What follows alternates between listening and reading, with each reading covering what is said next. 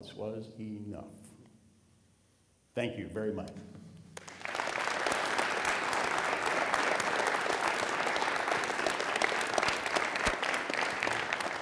I understand from the letter I got that we're supposed to stand here for some questions afterwards.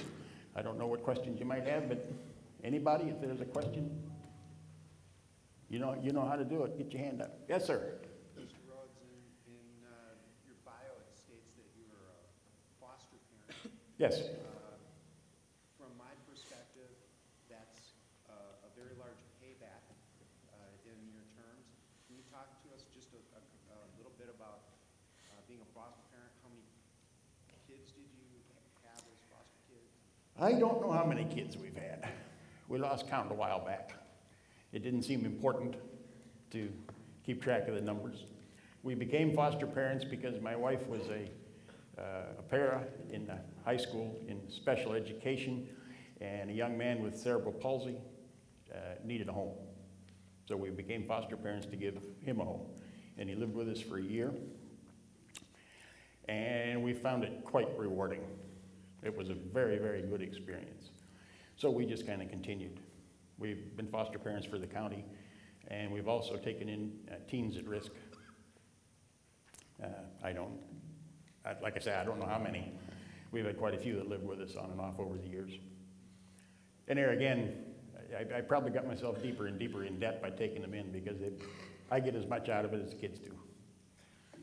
We've been amazed at how much need there is and how easy it is to provide for them. Doesn't take all that much.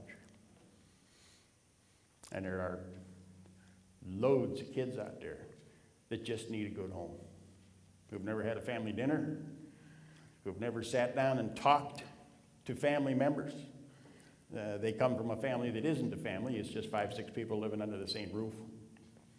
And we were just amazed at how much we were able to do, and without that much effort. Any other questions? Well, I guess for you, it's off to an, oh, I'm sorry, go ahead. With your Army background in aviation and the education you got in aviation, why didn't you stay in aviation? 90% of the military pilots will serve one term in the military and never fly again. I had no interest in aviation. I didn't know anything about flying. I went into aviation basically because I didn't want to go in the infantry. I didn't want to carry a rifle or a bayonet, and I really don't like hand grenades. So I went into aviation because I didn't want to do any of that other stuff. And it was wonderful. I loved it. Flying is a real ball. But when you fly in the military, high-performance aircraft, finest maintenance in the world, and then you get out and the prospect of flying, just 3 or 4 times a year for fun just did not appeal. Now, if you're not going to fly every day, if you're not going to be very, very good at it, then you shouldn't fly at all. You don't belong up there. So I really haven't flown except as a co-pilot, flying with somebody else, since I got out of the Army in 1970. And 5% of the guys who will stay in as a career, 5% will fly for pleasure, but 90% don't fly again. And I'm one of those. Any others? Yes, sir. Were you drafted in the military? No, I was a draft dodger. I did not want to get drafted. I didn't mind going to the military.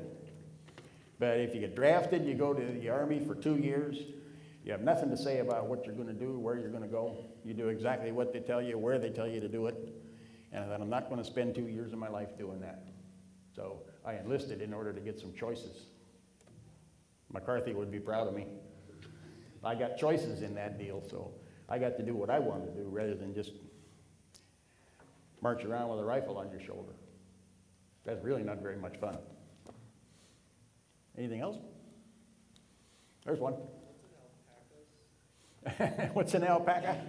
Looks just like a llama, but it's half the size. They stand about this high at the shoulder, and they have probably the finest wool in the world. It is the highest quality wool, the warmest wool. And my wife is a spinner. She has a spinning wheel. So she hand spins yarn and dyes it, and it's a hobby. They're delightful little animals, very social, easy to take care of. And we have 20 acres and some outbuildings, so we enjoy our alpacas. Stop by anytime, we'll show them to you. Anybody else? Well, I would assume then that you're off to class. I, on the other hand, have the rest of the day off. Thank you very much. I enjoyed this immensely. Thank you, Gerald. You're welcome.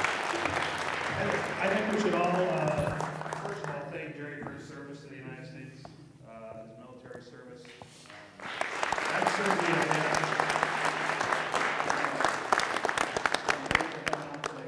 the next program will be March 24th. Thank you. We still don't have our speakers here, but I understand that that's not a problem. So, Who's speaking in March? this morning, and I appreciate your time. It's undetermined. No. We had some.